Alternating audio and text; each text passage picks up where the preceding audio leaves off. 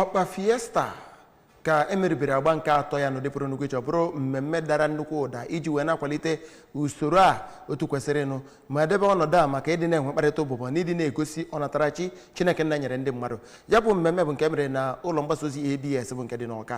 A nọrọ wee gosi nka dị iche iche, egwu dị iche iche ma na-eme ndị mmadụ obi ụtọ. Blessing Dennis wetara anyị akụkọ a.